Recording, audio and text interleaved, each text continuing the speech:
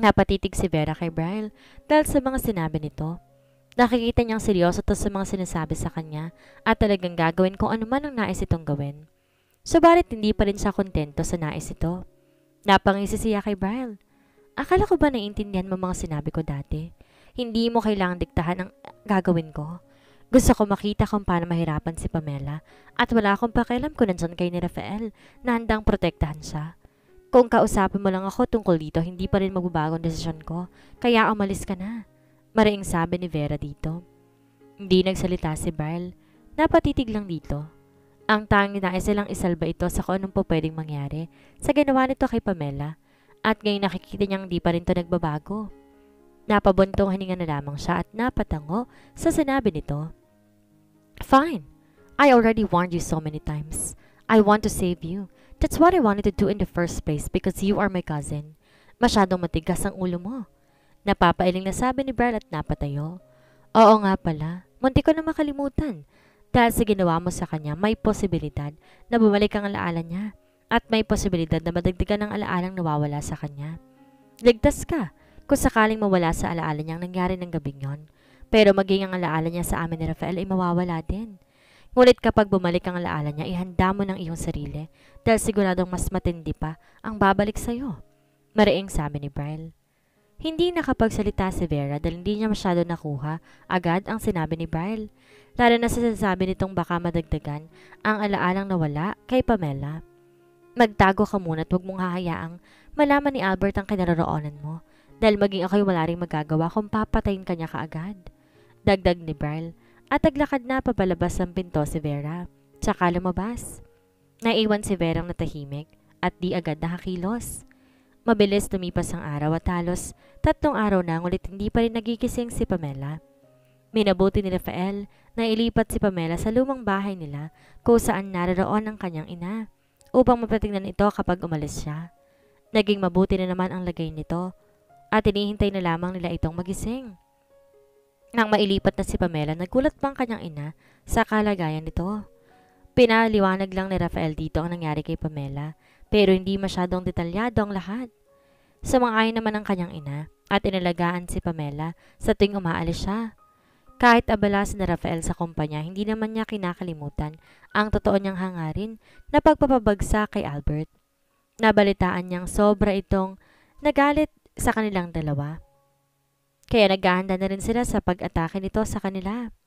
Binigyan niya ng proteksyon ng pamilya ni Pamela ng palihim, lalo pang lugar kung saan naroon si Pamela. Nalaman mo na ba kung saan naroon si Vera? Seryosong tanong ni Rafael kay Brian habang nagmamaneho ng kotse pauwi ng kanilang bahay. Di agad nakapagsalita si Brian, kaya't bumaling si Rafael dito at napansin na tila nag-aalangan tong sumagot. Alam mo na ba? Muling tanong ni Rafael. Yeah, I know where she is and I already talked to her. Itinanggi niyang may kinalaman siya kay Pamela pero umamin din kalaunan. You know, I still want to save her, sabi ni Brian at bahagyang napabuntong hininga. Saglit pa siyang napasulyap kay Rafael at muli na lindang binaling ang tingin sa daan. I know how her life became miserable. When Tita died and Albert's mother take her in their family. Hindi ko pa rin matanggap na ganoon nga ang nangyari sa kanya at ngayon ay mas lalong lumala. Gusto kong sabihin sa kanya na mali ang pagpasok niya sa buhay ni Pamela pero napuno ng galit at inggit ang puso niya. Hindi na niya pinapakinggan ang payo ko sa kanya. Pahayag ni Brian at napapailing na nga lamang. Kung sakaling bumalik ang alaala ni Pamela, panahon na rin para malaman din ni Vera ang totoong nangyari sa kanyang ina. Hindi niya na maaari pang ipagpatuloy ang ginagawa niya kay Pamela. Mariing saad ni Rafael dito. Napatingin si Brian kay Rafael at saglit silang nagkatitigan tsaka sabay na napatango. Alam nila ang totoong nangyari ngunit masyado na ring matagal iyon at ngayon lamang nila masasabi kay Vera ang totoo dahil nga nakilala niya si Pamela na anak ng mga Buenafe. Doon lang niya naisip na nagihiganti si Vera at si Pamela sa naging target nito. Naging tahimik sila habang binabaybay nila ang daan hanggang makarating sila sa kanilang bahay. Pagkababa ng kotse ni Rafael, nakita niya ang kanyang ina na nasa pinto at tila aligaga. Nilapitan niya kaagad ito. Mom, what's wrong? Iho si Pamela, sambit nito. Bagay naman siyang natigilan at agad napatingin sa itaas saka siya mabilis na tumakbo. Umakyat siya sa hagdanan, tinungo ang kinaroroonan ng kwarto ni Pamela. Pagbukas niya ng pinto, nakita niyang wala na ito sa kama. Ngunit napansin niyang nakabukas ang veranda kaya agad siyang tumungo doon. Napahinto pa siya na matanaw to nakatayo at na makatingin sa malayo. Pamela? Tawag niya rito. Dahan-dahan naman lumingon to sa kanya at nakita niyang walang emosyong mata nito na nakatingin sa kanya. Di alam ni Rafael kung ano nakikita niya ngayon kay Pamela. Bigla siyang nanibago sa aura nito, lalo pa nang inalis lang nito ang tingin sa kanya. Naglakad siya palapit dito at tumabi sa pagkakatayo. I'm glad that you're awake. How are you feeling? Sabi niya rito. Di nagsalita si Pamela. Naratili pa rin nakatingin sa malayo. Walang magawa si Rafael kundi hayaan to. Alright, I will give you time to talk. You can talk to me or my mom or Bryle. I will leave you for now. Nayamay sabi ni Rafael at bahagyang tumalikod. Ngunit hindi pa siya nakakalayo dito na marinig niya magsalita ito. Rafael McDavid? Tawag nito sa kanyang pangalan. Kaya naman dahan-dahan siyang napalingon kay Pamela na ngay dahan-dahan ding lumingon sa kanya. Nagkatitigan silang dalawa. Di alam ni Rafael kung ano mararamdaman niya. Di niya masabi kung balik na bang alaala nito o walang naging diferensya o baka naman may ibang nawala dito. Subalit dahil sa sinasambit ito ang kanyang pangalan, pakiramdam niya ay may kumilos. Magandang balita. Daan-daan naglakad si Pamela palapit sa kanya. Noong nasa harapan niya na ito, hindi siya makakilos at ilang di pa na lang agwat nila. You always want me to say your name, right? Muling sabi nito. Natigilan siya saglit at malamay napangiti dahil sa sinabi nito. Hanggang di niya inaasahan na sunod itong ginawa. Hinalikan siyang bigla ni Pamela na naging dahilan para muli siyang matigilan. Saglit lamang na tumiwalay na ang sa kanya si Pamela. You miss me? Nakangiting sabi nito sa kanya. You still remember me? Tanong niya rito. Nais niyang malaman kung talagang naaalala siya nito dahil kapag ganun makakahinga siya ng maluwag. Ayaw niyang mawala siya sa alaala nito at di niya alam kung anong gagawin niya kung sakaling ganun nga ang mangyayari. I want to know if you miss me. Muling sabi ni Pamela. Bagyang hinaplos ang kanyang pisngi. Napangiti siya tinawakan ng kamay nito na nasa kanyang pisngi. Of course, I really miss you and I'm glad you're fine now. Nakangiting tugon ni Rafael. Napatango naman si Pamela at bahagyang lumayo dito. Maya-maya naging seryosong mukha ng kanyang tingin kay Rafael. You're going to help me, right? Saan ni Pamela? Di agad nakasagot si Rafael dahil sa sinabi ni Pamela. Medyo nabigla siya dahil di niya inaasahan ang kakaiba nitong araw ngayon. Nasisiguro niyang may nagbago dito at di niya alam kung ano yon. Napangiti siya dito. Of course I will help you and we promise to fight each other. Nakangiting sabi niya rito. Napangiti naman si Pamela at napatango-tango. Can I borrow your laptop? Nagtaka siya sa nais ito ngulit agad din siyang napatango. Naglakad sila papasok sa kwarto at kinuha ang kanyang laptop. Tsaka binigay kay Pamela. Sinimulan naman buksan ni Pamela ang laptop at may pa roon. Nakita ni Rafael ang isang account na nakapangalan kay Pamela. Napakunot noo siya habang nakatingin dito. Lalo pat may manakita siyang old photo sa tila ilang kuha sa isang CCTV camera. Nakita niya roon ang mukha ni James at Vera na naghahalikan at mga litrato kung saan magkahawak kamay itong naglalakad sa dalampasigan na tila kuha sa kanilang resort sa Tagaytay. Ibibigay ko to lahat sa iyo. Ang nais kong mangyari makulong silang dalawa. Pero bago yun kailangan ko muna silang makita. Magagawa mo ba yun para sa akin? Seryosong sabi ni Pamela at tumingin kay Rafael. Nagtamang paningin nilang dalawa. Napatango naman si Rafael at sumang-ayon sa kanyang kagustuhan. Of course I can do that. I will take care of everything but can I ask something? Aniya. Yeah, tugon ni Pamela. Bumalik na bang alaala mo? Kinakabahan niyang tanong dito. Di agad sumagot si Pamela at napatitig pa kay Rafael. Bahagyang lumapit si Pamela sa kanya, tinawakan ng kanyang pisngi. Yes, I remember now. I remember everything how we met before. How I really feel for you and how you make me feel special. I remember you, Rafael. Nakangiting sabi ni Pamela. Di makapaniwalang nakatingin si Rafael sa kanya. Di niya akalain na sa nangyari dito'y babalik pa talaga ang dating alaala nito. Nakakaramdam siya ng saya, tinawakan din ng mukha ni Pamela. Bahagyang napapikit si Pamela at di naman ang mainit na kamay ni Rafael. Hindi may paliwanag ni Rafael ang kanyang sayang naramdaman dahil sa sinabing iyon ni Pamela. Dahil sa tuwa na kanyang naramdaman, akmanghahalikan niya na nga sana ito nang may tumikim, kaya't sabay-sabay sila napatingin dito. Actually, nandito pa ako. Gusto ko sanang lumabas pero ayoko namang gumawa ng ingay. Nagawa ko na pala. Sorry. sabi ni Brian at napakamot pa nga sa kanyang batok. Pasensya ka na, lalabas na lang muna ako. Dagdag niya pa at naglakad na papalabas nang magsalita si Pamela. No need, stay here for a while, we need to talk. Gusto kong gumawa ka ng paraan para makapunta silang dalawa sa mansyon namin. Kailangan ko silang makausap sa harapan ng mga magulang ko. Maraing sabi ni Pamela. Nagkatingin naman si Rafael at Brian dahil sa sinabing iyon ni Pamela. Napatango si Brian bilang tugon sa kanya at gumiti. Oh, sure, I will do that. Tugon ni Brian kay Pamela. And call Alice. Tell her that I need her to come back as soon as possible. Sabihin mo na kung di siya uuwi kaagad, alam niya na ang mangyayari. Nakangising sabi ni Pamela kay Brian. Yeah, got it. Nalilitong tugon na lamang ni Brian. Napalingon naman si Pamela kay Rafael at gumiti siya dito. I'm happy that you're back. For now, me and Brian will help you. Nakangiting sabi ni Rafael at tinawakan pa ang kamay ni Pamela. Tumawa na lang si Pamela bilang tugon dito.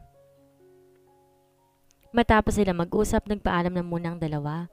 Kaya naiwan muna sa bahay ni Rafael. Kailangan niya na ring ihanda ang kanyang sarili upang harapin ang dalawang taong nanakit sa kanya at upang matuldukan kung saan nga ba ito nagsimula. Kinagabihan, habang niintay ni Pamela ang mabalik sina Rafael at Brian, inabala niya muna ang kanyang sarili sa paglilibot sa bahay nito. Kanina lang kausap niya ang ina ni Rafael at nagpasalamat siya dito na rinalagaan siya nang wala pa siyang malay. Magaan ang loob niya sa ginang at nasisiguro niyang magkakasundo sila nito. Saglit lang tong umalis para tumulong sa paghahanda ng kanilang dinner. Kaya naiwan siya sa sala at doon nilibot na yung tingin ng paligid. Hanggang makita niyang litratong naroon. Napatayo siya na makita ang isang frame na kung saan nakilala niya si Rafael na may kasama tila mga teenager pa mga ito at nasa high school pa lamang. Lalaki ang kasama nito at hindi nalalayo ang kanilang mukha. Nakikita niyang mas matanda ito kay Rafael. That's his brother. Napalingon siya sa biglang nagsalita at nakita niyang gina na nakangiting nakatingin sa hawak niyang frame. They really love and support each other. I can still remember how his brother taught him to train martial arts, maging kung paano gumamit ng baril. Di ako sang-ayon sa ganung ginagawa nila at lagi ko silang pinapagalitan. Even his father wants them to know how to fight and defend themselves. Hindi ko pa maintindihan nun kung bakit ganun ang ginagawa nila until one day, this house became our nightmare. Sabi nito't bagyang nilibot ang paningin sa paligid ng buong bahay. Nakaramdam naman lungkot si Pamela dahil sa sinabi niya ng ginang at nakikita niyang sobrang nasasaktan pa rin to sa kung ano man ang nangyari noon sa bahay na ito. Hindi ko makakalimutan kung paano nilusob ng kalalakihan ang bahay na to. Mga tauhan pala ng isang sindikatong nakaaway ng asawa ko. Dumating dito at pinagbabaril lahat ng taong nakita. Halos mamatay ang mga katulong at 2 bisita namin noon na ina ni Brian. Lumaban ang aking mag-aama sa kanila habang ako'y nagtago dahil wala akong laban. Hindi ko alam ang buong pangyayari dahil nagtago nga lang ako, pero nasaksihan ko kung paano binaril ang asawa ko at panganay. Doon mismo sa pinagtataguan ko. Ang lalaking bumaril walang iba kundi si Albert. Kasing edad niya ang panganay ko at di ko makakalimutan sandaling maging ako. Muntik na rin niyang patayin, kundi agad dumating si Rafael para barilin din to. Tinamaan si Albert sa braso na naging dahilan para mabitawan niyang baril. Babarilin pa sana siya ni Rafael pero agad lang din siya nakatakas at bahagyang tumawa papaalis. Sobrang sakit yung sandaling yun para sa amin ni Rafael. Kwento ng ginang at napaiyak sa huli. Nakaramdam din ng sakit si Pamela.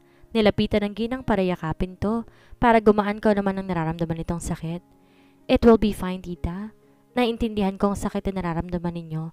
Huwag kayo mag-alala at matatapos din lahat ng to. Magtiwala ka lang kay Rafael. Mawawala din ang takot na minsan yun ang naramdaman. Sabi niya rito at bahagyang hinagod ang likod nito. Tumango lang to sa kanyang sinabi. Pakalma. Pinapakalma ang sarili. Kusa na rin tong kumalas sa pagkakayakap at ngumiti ka, Pamela. Inaya niya itong umupo. I'm really happy that he met you. Naikwento na sa akin ni Brian kung anong pinagdaanan mo at kung paano ka niloko ni Vera at James. Di ko maisip na ganun ang ginawa nila sa'yo. Malungkot na sabi nito sa kanya. Ngumiti lamang siya dito. Oo, sobrang sakit ang ginawa nila sa akin. At habang nasasaksihan ko ang pagtataksil nila, halos mamanhid na ako sa sobrang sakit na nararamdaman ko. Ngunit na makilala ko si Rafael, bigla yung nagbagot pakiramdam ko. Nababawasan ang sakit na nararamdaman ko. Hanggang sa nakita ko nilang sarili kong hinahanap siya. At bagyang nanghihinayang dahil nga alam kong kasal ako. Ngunit sadyang binigyan kami ng pagkakataong magkita at magkasama ulit. Nakangiti ang sabi ni Pamela. Naramdaman ni Pamela ng hawakan ng ginang kanyang kamay at marahang hinaplos iyon. Natutuwa ako dahil nakikita ko kung gaano kahalaga para sa inyong isa't isa. Alam mo bang masaya siya dahil sa'yo? Kakaiba nakikita kong saya sa mga mata niya sa tuwing nakikita at nakakasama ka niya. Talagang totoo at naroon ang pagmamahal. Umaasa ako na sana pag natapos ang lahat mabigyan niyo ng katahimikan ang inyong mga sarili at magsamang dalawa. Yun na lang nakikita kong kulang para tuluyan ko maging masaya. Nakangiting sabi nito sa kanya. Sana nga ho. Gusto ko na maging masaya at magpatuloy kasama si Rafael. Nakangiting sabi ni Pamela. Napatango naman ang ginang at makikita sa kanilang dalawang saya at pagiging komportable sa isa't isa. Maya-may narinig niyang paghinto ng sasakyan at nasisigurong sina Rafael na ito. Di nga sila nagkamali at dumating nga ang dalawa. Humalik sa pisngi ng ina si Rafael, ganun din ang ginawa niya kay Pamela. Bumati lang si Belle at humalik din sa pisngi ng ina ni Rafael. Inaya na sila ng ginang na maghapunan kaya naman sabay na rin silang kumanit nag-usap tungkol sa nangyari sa kanilang lakad. Nakaharap si Pamela sa salamin habang nakaupo at sinusuklay ang kanyang buhok. Mula sa kanyang likod nakita niya sa salamin ang paglapit sa kanya ni Rafael. Kinuha nitong suklay at siya na mismo nagsuklay sa buhok ni Pamela. Do you still remember how we met? You are a stranger to me. A stranger who make me feel uncomfortable. When I saw you looking at me, I can't help myself but to stare at you. Nakangising sabi ni Pamela kay Rafael at inalala kung paano nila tingnan ang isa't isa. Yeah. I can't take my eyes off you that night. I dream about you being with me. But when I found out that you're married, I was like devastated and trying to forget you. Di ko naman naakalain ihahatid ko patungo sa lugar kung nasan ako. Kaya't dinais kong makasama ka kahit alam kong mali. Pero ngayon alam kong pwede nang itamang maling yon. Nakangiting sabi ni Rafael. Napangiti naman si Pamela at dahan-dahang tumayo at saka humarap kay Rafael. Kinawit niyang dalawang kamay sa batok nito at muling napangiti. I was dreaming too, being with you. Di ka malis sa isip ko at ngayon alam ko na kung bakit ibang-ibang naramdaman ko sa'yo. Nung nawalang alaala ko dahil may puwang ka na sa puso ko.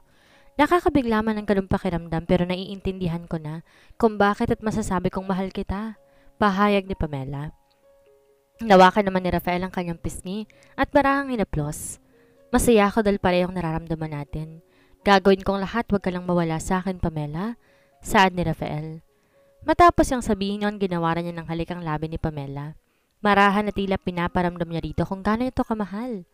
Agad namang tumugon si Pamela at tumugon sa nakakaadik na halik ni Rafael. Hindi niya maintindihan ang kanyang sarili kung bakit lagi niyang hinahanap ang halik nito. Kahit na ilang beses niya na itong natikman, tila nais siyang maramdaman to ng paulit-ulit. Pareho ang siyang nararamdaman nila sa isa't isa at tila walang makakapaghiwalay o makakahadlang pa sa kanilang nararamdaman.